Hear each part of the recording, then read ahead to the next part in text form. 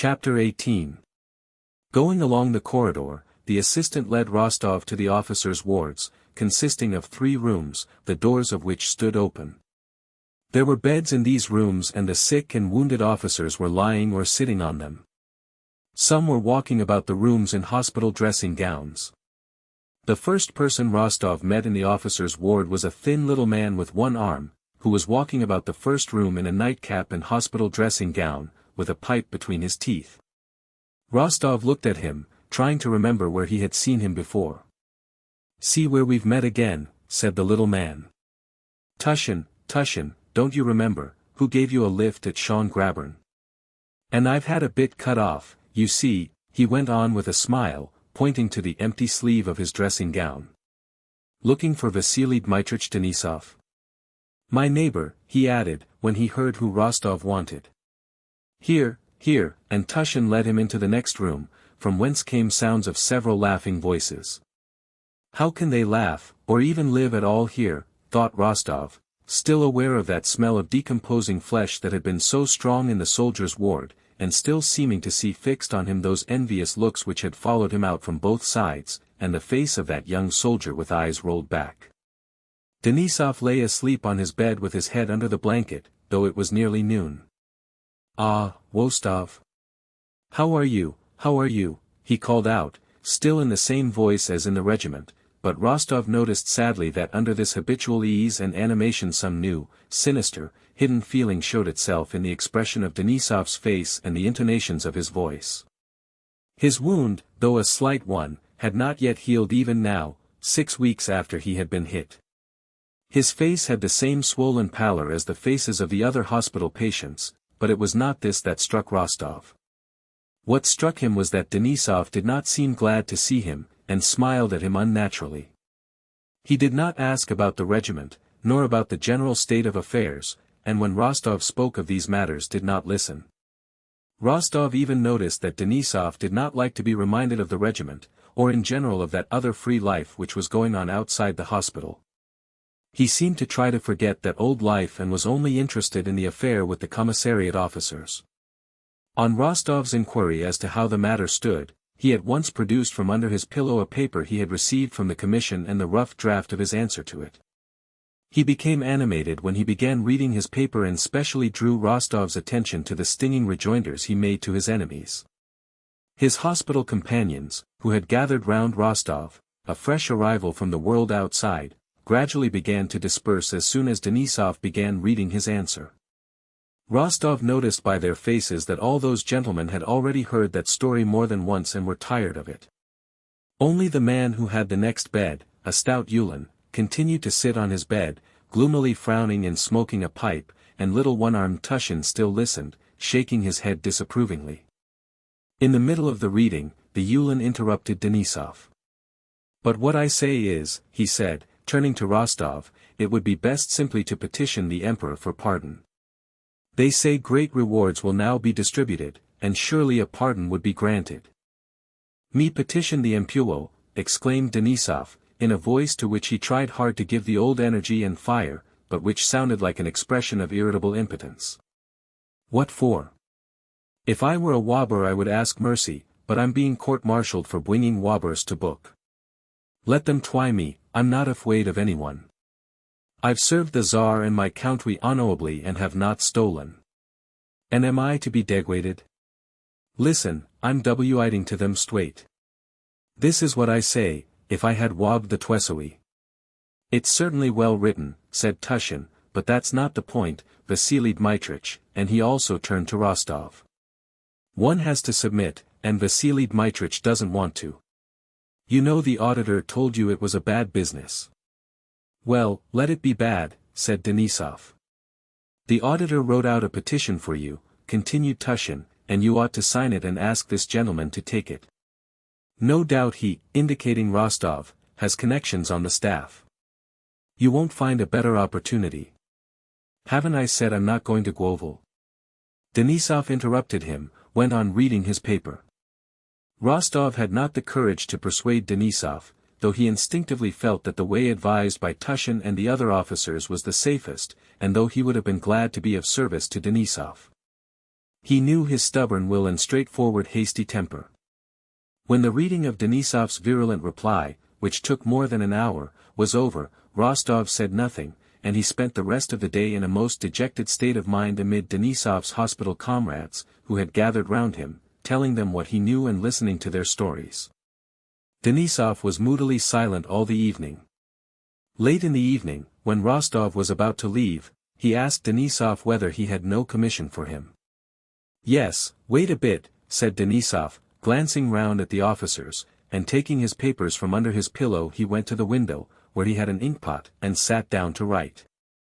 "It seems it's no use knocking one's head against a wall," he said, coming from the window and giving Rostov a large envelope.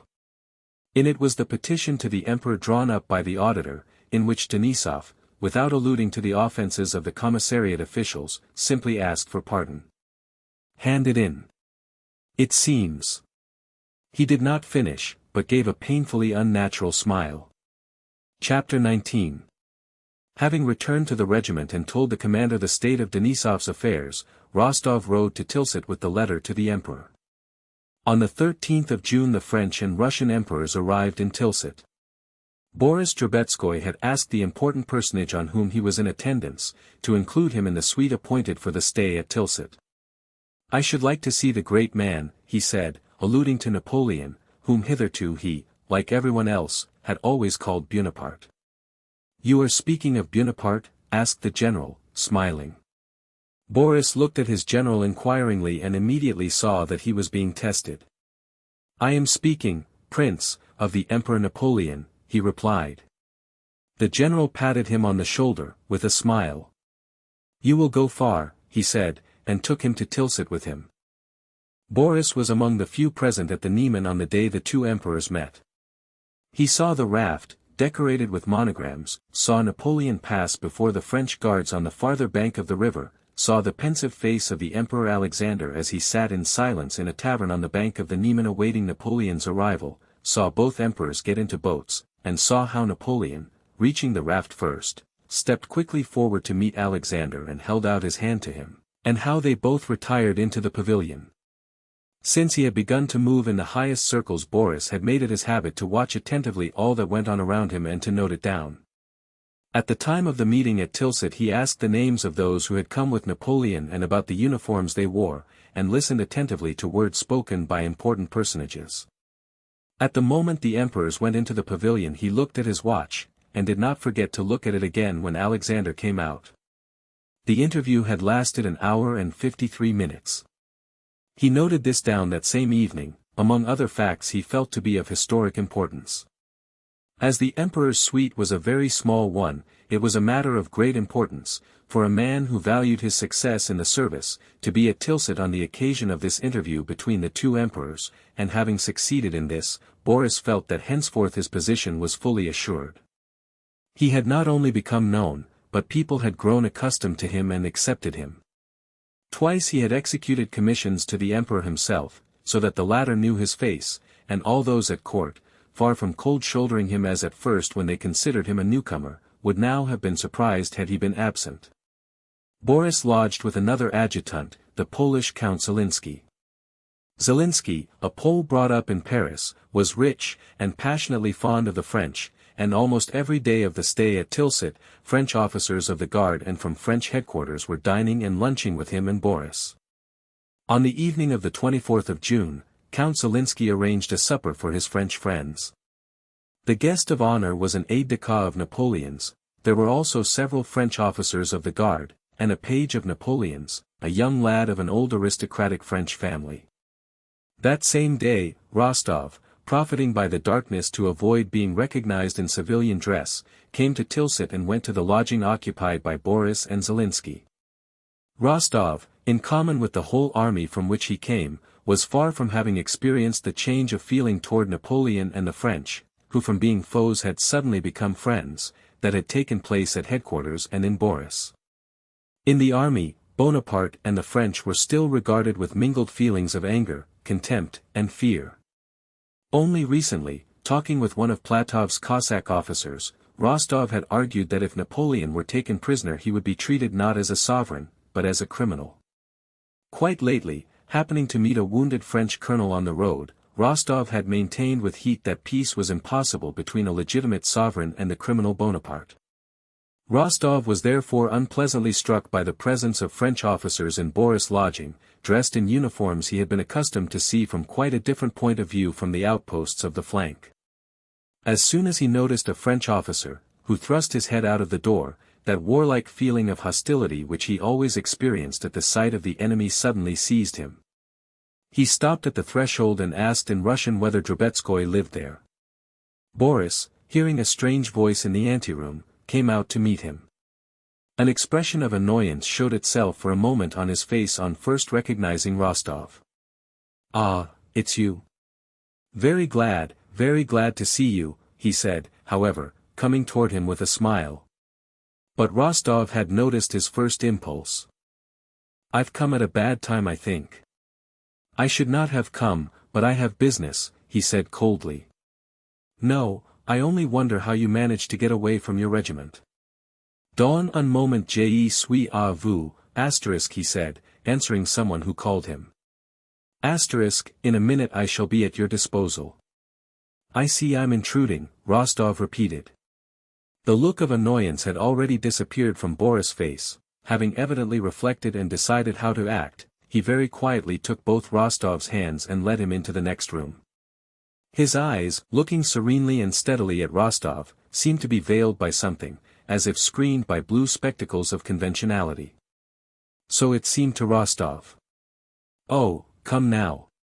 As if you could come at a wrong time," said Boris, and he led him into the room where the supper table was laid and introduced him to his guests, explaining that he was not a civilian, but an hussar officer, and an old friend of his. "Count Zelinsky, le Comte le Capitaine S., said he, naming his guests. Rostov looked frowningly at the Frenchman, bowed reluctantly, and remained silent. Zelinsky evidently did not receive this new Russian person very willingly into his circle and did not speak to Rostov. Boris did not appear to notice the constraint the newcomer produced and, with the same pleasant composure and the same veiled look in his eyes with which he had met Rostov, tried to enliven the conversation. One of the Frenchmen, with the politeness characteristic of his countrymen, addressed the obstinately taciturn Rostov, saying that the latter had probably come to Tilsit to see the emperor. "No, I came on business," replied Rostov, briefly. Rostov had been out of humor from the moment he noticed the look of dissatisfaction on Boris' face, and as always happens to those in a bad humor, it seemed to him that everyone regarded him with aversion and that he was in everybody's way. He really was in their way, for he alone took no part in the conversation which again became general. The looks the visitors cast on him seemed to say, "And what is he sitting here for?" He rose and went up to Boris. "Anyhow, I'm in your way," he said in a low tone. "Come and talk over my business and I'll go away." "Oh, no, not at all," said Boris. "But if you are tired, come and lie down in my room and have a rest." "Yes, really." They went into the little room where Boris slept. Rostov, without sitting down, began at once, irritably, as if Boris were to blame in some way, telling him about Denisov's affair, asking him whether, through his general, he could and would intercede with the emperor on Denisov's behalf and get Denisov's petition handed in. When he and Boris were alone, Rostov felt for the first time that he could not look Boris in the face without a sense of awkwardness. Boris, with one leg crossed over the other and stroking his left hand with the slender fingers of his right, listened to Rostov as a general listens to the report of a subordinate, now looking aside and now gazing straight into Rostov's eyes with the same veiled look. Each time this happened Rostov felt uncomfortable and cast down his eyes. "I have heard of such cases and know that His Majesty is very severe in such affairs. I think it would be best not to bring it before the Emperor, but to apply to the commander of the corps. But in general, I think. So you don't want to do anything? Well then, say so." Rostov almost shouted, not looking Boris in the face. Boris smiled.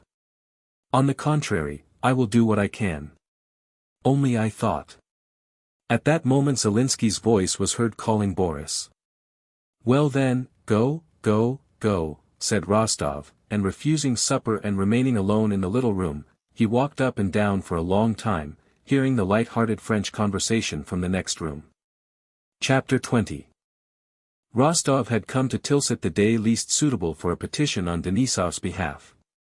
He could not himself go to the general in attendance as he was in mufti and had come to Tilsit without permission to do so, and Boris, even had he wished to, could not have done so on the following day.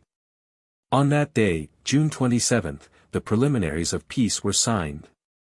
The emperors exchanged decorations. Alexander received the Cross of the Legion of Honor and Napoleon the Order of St. Andrew of the First Degree, and a dinner had been arranged for the evening, given by a battalion of the French Guards to the Preobrazhensk battalion. The emperors were to be present at that banquet. Rostov felt so ill at ease and uncomfortable with Boris that, when the latter looked in after supper, he pretended to be asleep and early next morning went away, avoiding Boris. In his civilian clothes and a round hat, he wandered about the town, staring at the French in their uniforms and at the streets and houses where the Russian and French emperors were staying. In a square he saw tables being set up and preparations made for the dinner. He saw the Russian and French colors draped from side to side of the streets, with huge monograms A and N. In the windows of the houses also flags and bunting were displayed. Boris doesn't want to help me and I don't want to ask him. That's settled, thought Nicholas. All is over between us, but I won't leave here without having done all I can for Denisov and certainly not without getting his letter to the emperor. The emperor.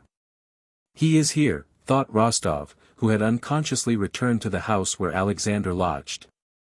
Saddled horses were standing before the house and the suite were assembling, evidently preparing for the emperor to come out. I may see him at any moment, thought Rostov. If only I were to hand the letter direct to him and tell him all. Could they really arrest me for my civilian clothes? Surely not. He would understand on whose side justice lies. He understands everything, knows everything. Who can be more just, more magnanimous than he? And even if they did arrest me for being here, what would it matter, thought he, looking at an officer who was entering the house the emperor occupied. After all, people do go in. It's all nonsense. I'll go in and hand the letter to the emperor myself, so much the worse for Drubetskoy who drives me to it. And suddenly, with a determination he himself did not expect, Rostov felt for the letter in his pocket and went straight to the house. No, I won't miss my opportunity now, as I did after Austerlitz, he thought, expecting every moment to meet the monarch, and conscious of the blood that rushed to his heart at the thought. I will fall at his feet and beseech him. He will lift me up, will listen, and will even thank me. I am happy when I can do good, but to remedy injustice is the greatest happiness, Rostov fancied the sovereign saying. And passing people who looked after him with curiosity, he entered the porch of the emperor's house. A broad staircase led straight up from the entry, and to the right he saw a closed door. Below, under the staircase, was a door leading to the lower floor. Whom do you want? Someone inquired. To hand in a letter, a petition, to His Majesty, said Nicholas, with a tremor in his voice. A petition? This way, to the officer on duty. He was shown the door leading downstairs, only it won't be accepted. On hearing this indifferent voice, Rostov grew frightened at what he was doing. The thought of meeting the emperor at any moment was so fascinating and consequently so alarming that he was ready to run away, but the official who had questioned him opened the door, and Rostov entered. A short stout man of about 30, in white breeches and high boots and a batiste shirt that he had evidently only just put on, standing in that room, and his valet was buttoning on to the back of his breeches a new pair of handsome silk-embroidered braces that, for some reason, attracted Rostov's attention. This man was speaking to someone in the adjoining room. A good figure and in her first bloom, he was saying, but on seeing Rostov, he stopped short and frowned. What is it? A petition? What is it? Asked the person in the other room. Another petitioner, answered the man with the braces. Tell him to come later. He'll be coming out directly, we must go. Later, later. Tomorrow. It's too late. Rostov turned and was about to go, but the man in the braces stopped him. Whom have you come from? Who are you? I come from Major Denisov, answered Rostov. Are you an officer? Lieutenant Count Rostov. What audacity! Hand it in through your commander. And go along with you, go, and he continued to put on the uniform the valet handed him. Rostov went back into the hall and noticed that in the porch there were many officers and generals in full parade uniform, whom he had to pass. Cursing his temerity, his heart sinking at the thought of finding himself at any moment face to face with the emperor and being put to shame and arrested in his presence, fully alive now to the impropriety of his conduct and repenting of it, Rostov, with downcast eyes, was making his way out of the house through the brilliant suite when a familiar voice called him and a hand detained him. "What are you doing here, sir, in civilian dress?" asked a deep voice. It was a cavalry general who had obtained the emperor's special favor during this campaign, and who had formerly commanded the division in which Rostov was serving. Rostov, in dismay, began justifying himself, but seeing the kindly, jocular face of the general, he took him aside and in an excited voice told him the whole affair, asking him to intercede for Denisov, whom the general knew. Having heard Rostov to the end, the general shook his head gravely. "I'm sorry for that fine fellow. Give me the letter." Hardly had Rostov handed him the letter and finished explaining Denisov's case, when hasty steps and the jingling of spurs were heard on the stairs, and the general, leaving him, went to the porch. The gentlemen of the emperor's suite ran down the stairs and went to their horses. Hain, the same groom who had been at Austerlitz, led up the emperor's horse, and the faint creak of a footstep Rostov knew at once was heard on the stairs. Forgetting the danger of being recognized, Rostov went close to the porch, together with some inquisitive civilians, and again, after 2 years, saw those features he adored, that same face and same look and step, and the same union of majesty and mildness. And the feeling of enthusiasm and love for his sovereign rose again in Rostov's soul in all its old force.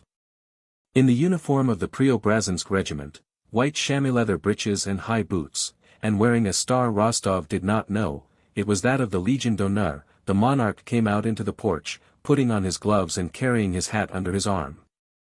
He stopped and looked about him, brightening everything around by his glance. He spoke a few words to some of the generals, and, recognizing the former commander of Rostov's division, smiled and beckoned to him. All the suite drew back and Rostov saw the general talking for some time to the emperor. The emperor said a few words to him and took a step toward his horse. Again the crowd of members of the suite and street gazers, among whom was Rostov, moved nearer to the emperor. Stopping beside his horse, with his hand on the saddle, the emperor turned to the cavalry general and said in a loud voice, evidently wishing to be heard by all. "I cannot do it, general.